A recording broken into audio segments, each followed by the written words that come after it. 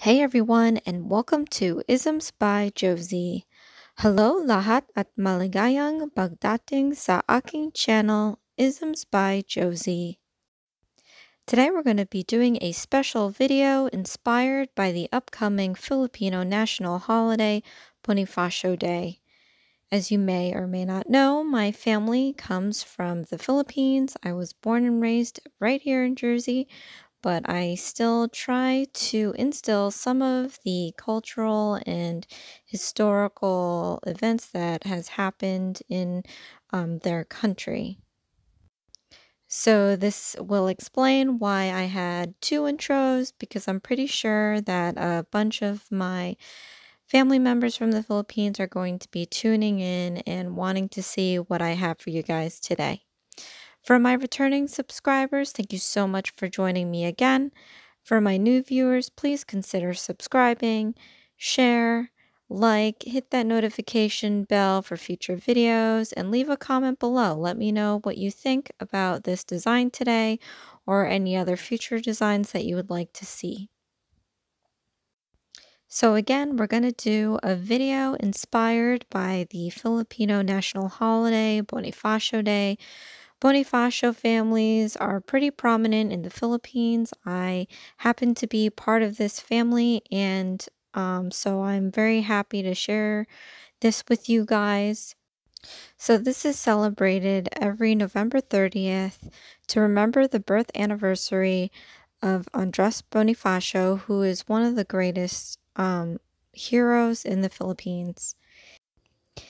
He was born on November 30th, 1863, and is considered to be the father of the Philippine Revolution against the Spanish colonization. So for this design today, I'm going to be doing two main pieces for this design that I'm going to be putting on my thumbnail and middle finger, and then the rest of the fingers are going to kind of counter these two pieces and bring the whole thing together. So we'll be using basic primary colors. So I love using these colors. So this was kind of easy to do, but it's also hard because I'm so used to doing shades of to make a design fluid. This is going to be very blocky and choppy because we are using primary colors and they're so prominent on their own. So to kind of have to mesh them together on a hand is going to be quite a challenge. But when you see the design together, it's just going to look like it totally works and it's going to look very pretty. So I'm going to be doing these colored French tips. We're going to be using the colors today from the Filipino flag. And I'll be explaining once we get the Filipino flag will be presented on my thumbnail, and until we get further down into that design, I can explain what the flag looks like and what each piece means. So this is going to be different from explaining the American flag that I did for Veterans Day. So how funny is it that I'm honoring past soldiers from these two different countries and explaining their flags? Like, I'm not a flag person, but I think I'm going off of what I know. So hopefully I'm not screwing it up. But yeah, so for the ring and pinky finger, I'm going to be doing French tips and the index finger as well. So these are all Sally Hansen nail polishes. Again, I love Sally Hansen nail polishes. These are the Miracle Gel ones. And we have Tidal Wave and Red Rhapsody. The yellow is a Sally Hansen nail polish, but it's from the Xtreme collection, and that one is called Mellow Yellow. And after those have fully cured, I'm going to put on a layer of clear top coat by Gelish. And I'll be curing and nail cleansing these nails because we're going to be putting designs on top of them, and I want to make sure that I seal that regular nail polish in. So again, you want to be sure that your nail polishes or regular nail polishes are fully cured, because they will ripple under a cured gel top, any gel top coat. It's not a top, whatever's on top of it. And you probably won't notice it at first.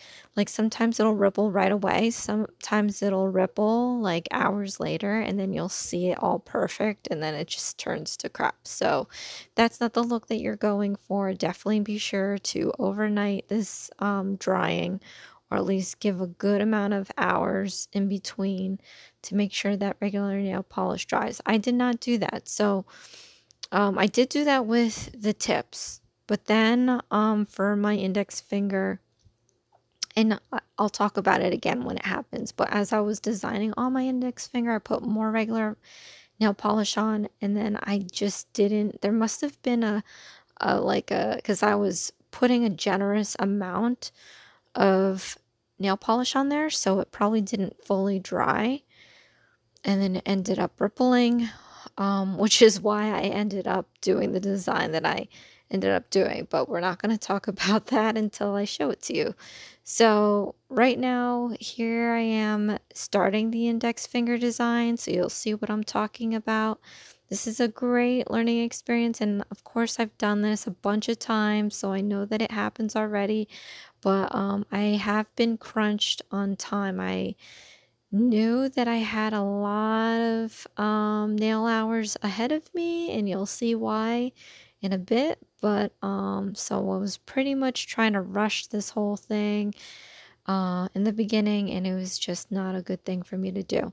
So here what I'm doing is I'm doing a strip. It's so weird. Why do I have the strip? Well, this is going to be a piece of the Filipino flag. There's sun rays that go into this flag, and I just took one sun ray, and I wanted that to show in my index finger, and I really like it. It looks really good.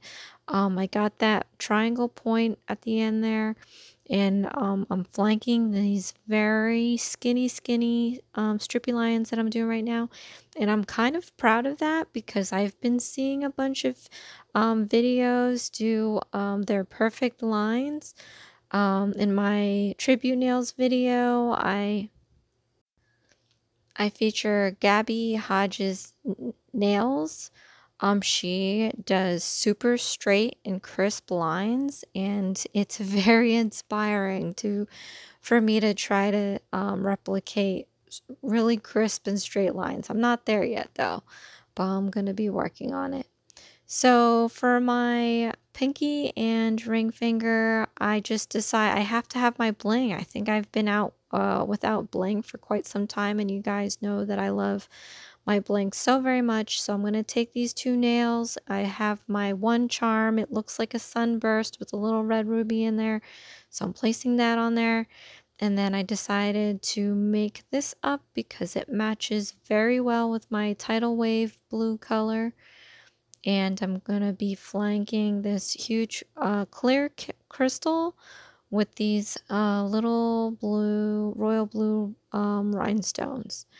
And I'm going to set those in with these tiny silver caviar beads, and it's going to be kind of mimicking the charm that's on my pinky nail.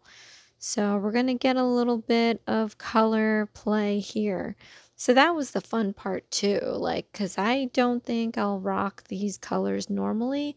So doing these designs for you guys, coming up with the themes, you know, doing holiday nails and this and that has been pushing me to do colors that I would never wear. And I don't even know why or how I ended up with these nail polishes anyway. But I have a feeling it was because I've been just doing nails now, my own nails now, for like a handful of years. So I'm guessing that is why I ended up with these weird colors that are just so bold. But anyway, so I finished the other part of my Filipino flag here, and there's a lot of important stuff to say about it. I guess I can talk about that when I get further into detail with that flag. But here I'm going back in to my index finger. So it's so far away right now that you can't see the rippling, but it is pretty much there. It is there where I put that sun ray.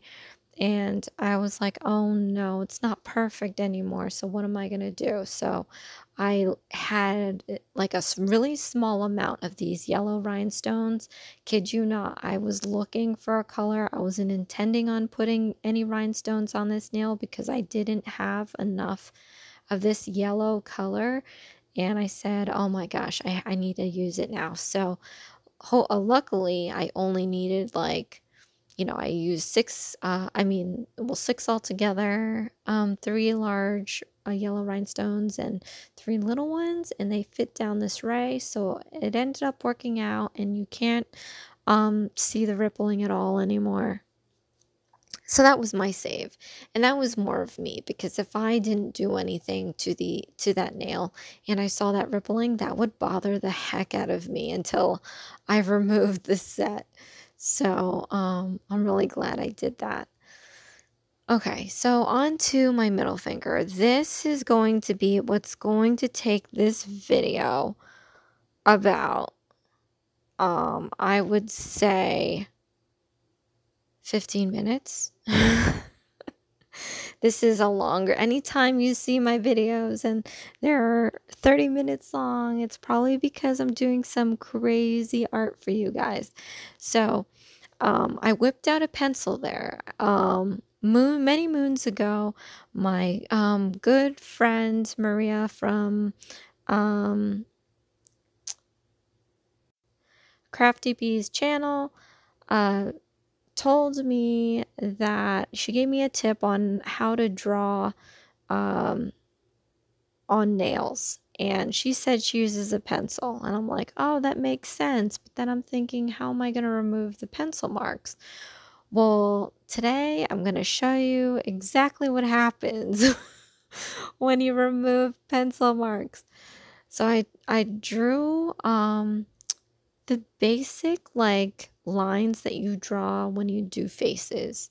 I took an art class, you know, since they have art classes in elementary school, but I focused in on the line drawing in high school when I was trying to create a portfolio to apply for an architecture school. In fact, I got into my #1 choice solely based on my portfolio because my grades were just not up to par. Stay in school, kids. Yeah, so and I took like a couple years of art in college as well. And they all taught the same things with drawing faces. You have to do these lines in an oval kind of shape and do this and that. So I did that on my nail, and now I'm holding my breath and trying to line draw all of this stuff in Black Shadow by Gelish. And it was okay, except I was wondering while I'm doing this, how the heck am I going to do the shadowing? Because it's easy to do shadowing with any other kind of medium except for like paint, any kind of paint for me. Like I can shadow with pencil, pen, charcoal, oil pastels. But when it comes to paint, I'm not very good at it. So I was really, really hoping that this drawing would come out okay. And I'm going to be honest with you guys. I think I had to erase the whole thing twice. The first time I did the outside form of the face and worked my way in, and I didn't get too far before I like chucked it because I didn't like how the proportions were going. And that's when I pulled out a pencil. Oh, that would make it one time. Okay, so then one time I wiped it. So I was kind of shocked. It's easy for me to do these things on paper, and I am finding that more and more I push myself to do these kinds of designs, I'm finding it easier to, hold this pen here with my right hand and draw on a little tiny nail. So, I'm not bragging, but I'm pretty amazed at how far I've come from the beginning of the year now, because I've only been starting to push myself doing these crazy things not too long ago. And I think it's going to help because, you have to, in my world, it's okay because I do one set on one hand each video. So I could, at the beginning, I was doing it too. I was just choosing a very simple design for my left hand, since my right hand would be doing the design, and I'm left-handed. So my less dominant hand has the easier break, and then my right hand, I would go all out and try crazy things. But then when I decided to do long nail, short nail videos, I chose the left hand to be the long nails because I have the soft gel tips and it's already formed. So I figured since my, I'm left hand dominant, my left hand will have an easier time just putting these soft gel nails on the nail and designing. It would be easy peasy. And then I can do, it's kind of easy both ways because I'm left hand dominant, and I can do my short nails on my right hand, and it would be a breeze. Now, obviously, I've been pushing the limits on my recent videos, and I've been doing anime, cartoons, and it's just like, holy cannoli, And if you look back, the anime and the cartoons are on my right hand, so my left hand has been doing those designs with no problem. Today, my friends, we are doing this design with my least dominant hand, and if you can tell, I'm holding my brush so weird. But it was the most comfortable for me to hold. Or maybe you think I am holding it normal. It felt so awkward holding, like in this case, a brush in my less dominant hand. So I'm really proud of myself. And again, the only challenge that I had was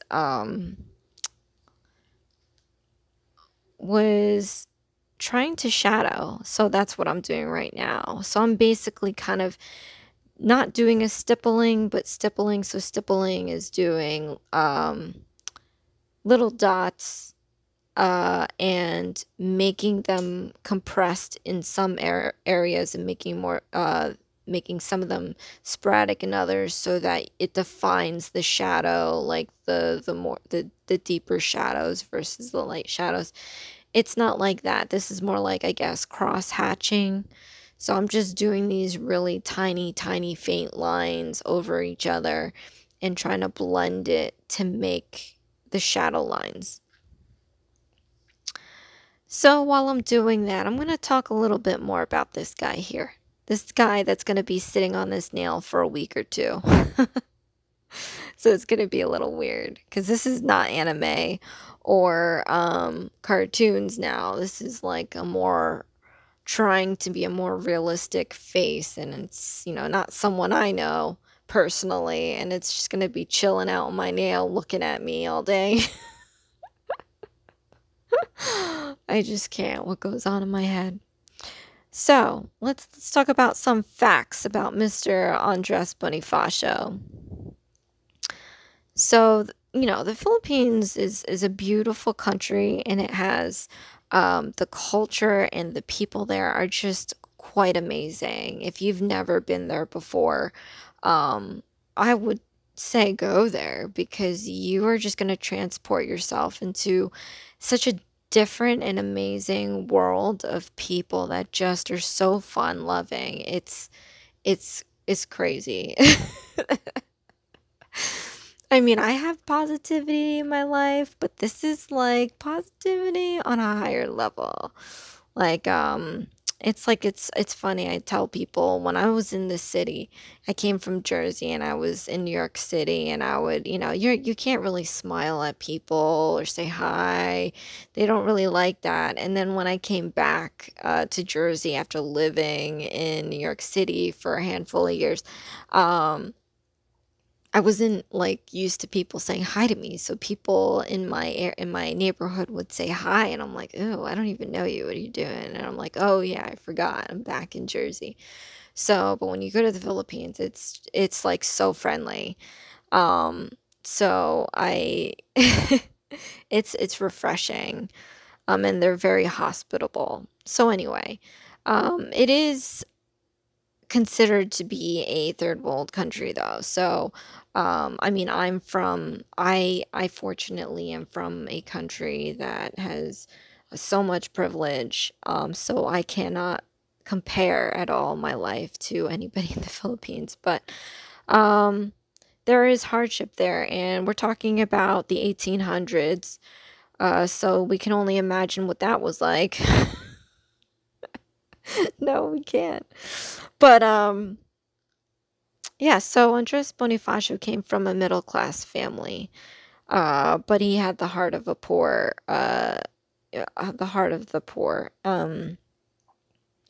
His parents were hardworking people, and so he was able to, him and his, I believe, like five other siblings were able to have a decent life, and himself was a very um versatile person. I mean, and that's the life in the Philippines, though. Any way you can hustle a buck, no, meaning, there's always ways to make money there.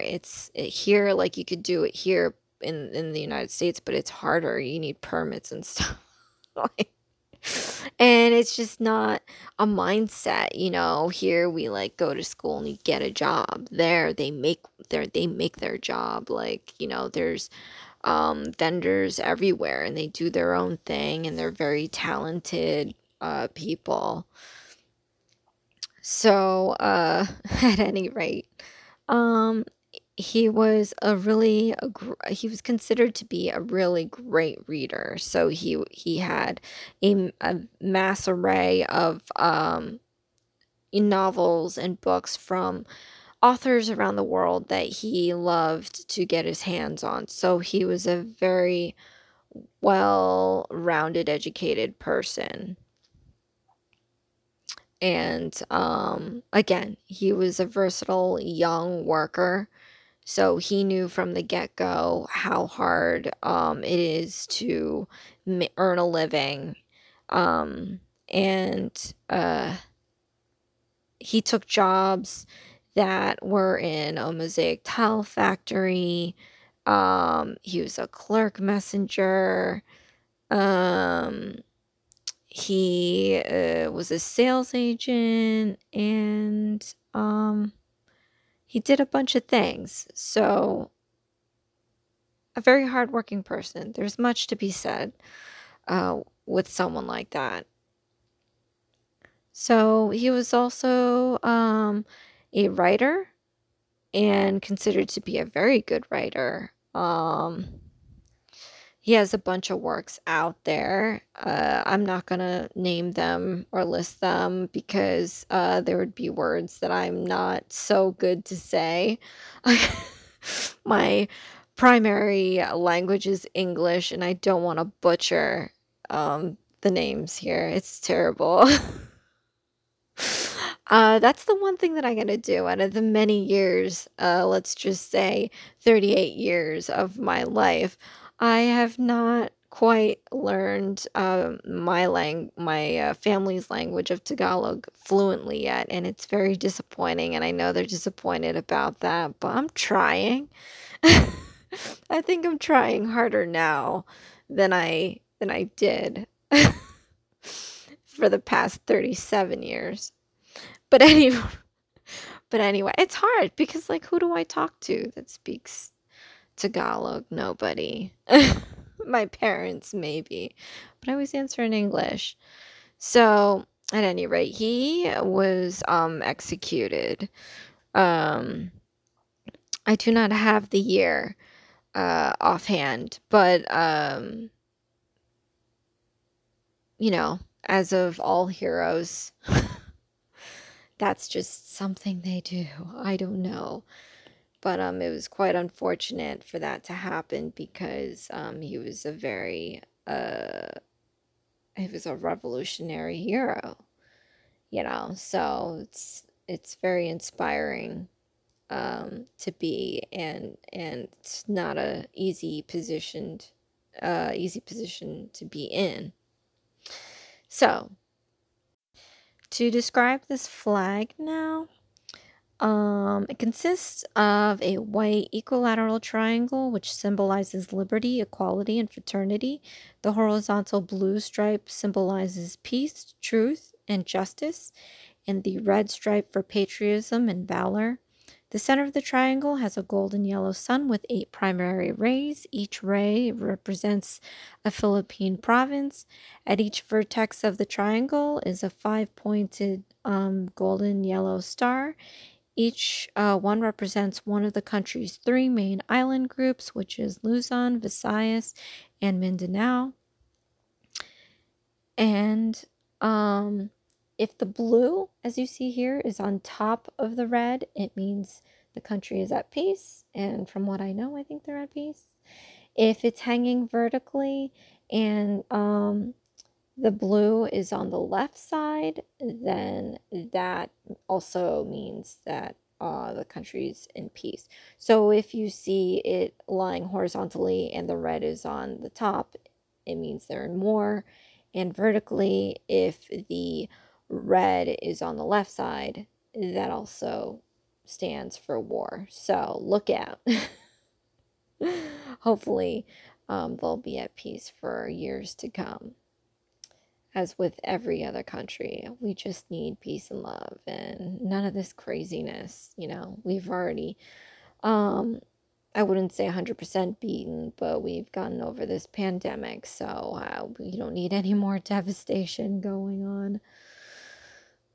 So, here I'm doing the 8 rays, and not only am I doing the 8 rays, I'm flanking it with the 2 lines on each side. So we're talking tiny here. Not to mention the tiny 3 stars that I put on the corners.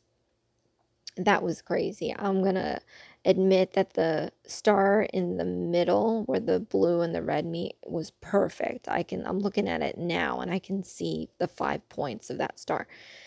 The left side one where the blue is, yeah, that looks kind of not so good. And then the star near the red looks horrible. It is too tiny. It is too tiny, and this is regular nail polish. So it was drying up. As you see, like my brush is getting, is sticking to the sticker form, the nail form. I actually had to let this dry. I made sure to let it dry overnight. And I'm putting on a clear top coat now because I didn't want the sun to ripple. It looks so perfect, the amount of rays and line work that I did. And I'm nail cleansing this now. After that's cured, I'm going to nail cleanse this nail. And just to be sure, I'm going to nail cleanse the other nails, remove any residue.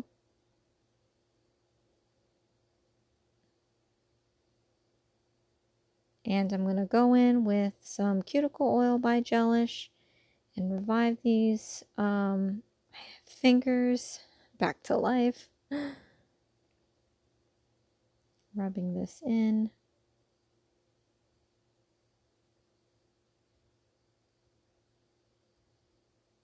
And here's the end result. My Bonifacio Day nail design. I'm totally ready for the 30th. Here to represent.